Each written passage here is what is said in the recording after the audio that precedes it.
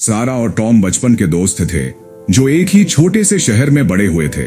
सारा के परिवार के पास हमेशा आराम से जीने के लिए पर्याप्त पैसे थे, जबकि टॉम के परिवार को अक्सर पैसों की तंगी होती थी। क्या हाल है?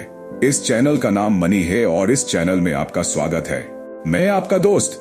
आज इस वीडियो में हम पैसों से पैसा कैसे कमाने के जो विचार है उस पर चर्चा करेंगे और कहे गए लेशन पर विशेषज्ञ अंतर्दृष्टि साझा करेंगे।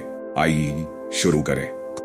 वे दोनों एक ही स्कूल में पढ़े और लगभग एक साथ स्नातक हुए, लेकिन उनके वित्तीय निर्णयों में बहुत फर्क था।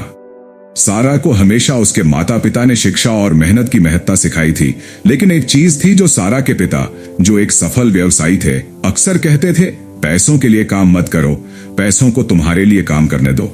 वे अक्सर उदाहरण देते थे कि कैसे उन्होंने वेतन के पीछे भागने के बजाय व्यापारों और संपत्तियों में निवेश किया और इस बात को समझा कि कैसे पैसे को बढ़ाया जा सकता है। सारा को तब तक यह बात पूरी तरह से समझ में नहीं आई जब तक उसने कॉलेज के बाद अपनी पहली नौकरी शुरू नहीं की।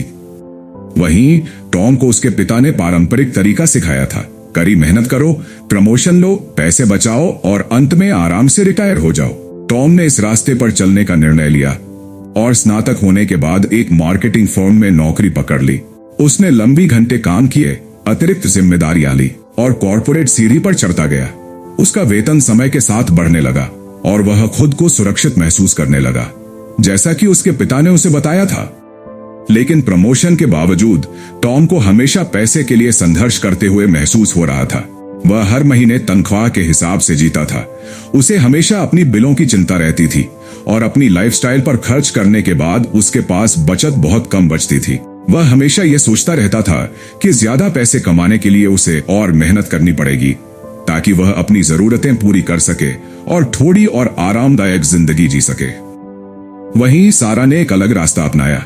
जब उसने अपनी पहली नौकरी शुरू की तो उसने वही किया जो अपेक्षित था। वह मेहनत करती रही, जितना संभव हो सके उतना सीखा और अपनी तनख्वाह का एक छोटा हिस्सा बचाती रही।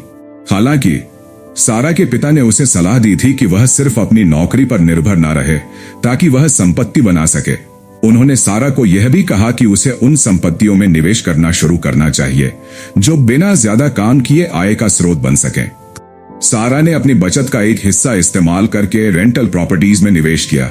उसने एक छोटे डुप्लेक्स से शुरुआत की। पहले तो संपत्ति का प्रबंधन करना थोड़ा कठिन था, लेकिन जल्द ही किराए की रकम ने उसके बकाया कर्ज और रख रखाव खर्चों को कवर करना शुरू कर दिया। समय के साथ सारा ने अपनी संपत्तियों को और बढ़ाया। उसने शेयर बाजार में भी निवेश किया और लाभांश देने वाली कंपनियों में निवेश किया, जिससे अतिरिक्त पैसिव इनकम प्राप्त हुई। कई सालों बाद टॉम ने यह महसूस किया कि जबकि वह पैसे के लिए काम करने पर ध्यान केंद्रित कर रहा था, सारा स्मार्ट तरीके से काम कर रही थी और ऐसी चीजों में निवेश कर रही थी जो उसे सोते हुए भी पैसे देती। वह कभी भी सारा की लाइफस्टाइल के बराबर नहीं पहुंच सकता था, क्योंकि उसकी सोच सिर्फ अपनी तनख्वाह पर निर्भर थी। सारा ने न सिर्फ अपने पिता की सलाह को समझा, बल्कि उसे लागू भी किया। धनी पैसे के लिए काम नहीं करते, वे पैसे को अपने लिए काम करने देते हैं। यह कहानी रिच डैड पुअर डैड की उस अवधारणा को समझाती है कि सिर्फ पैसे के लिए काम करने की बजाय संपत्तियां बनाना, सही निवेश करना और पैसिव इनकम के जरिए पैसे को काम करने देना जरूरी है।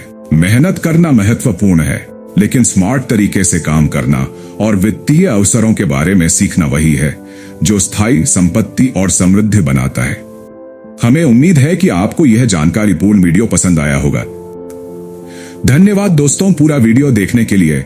अगर आपको यह वीडियो पसंद आया तो कृपया लाइक और सब्सक्राइब करें। अगले वीडियो के लिए बने रहें।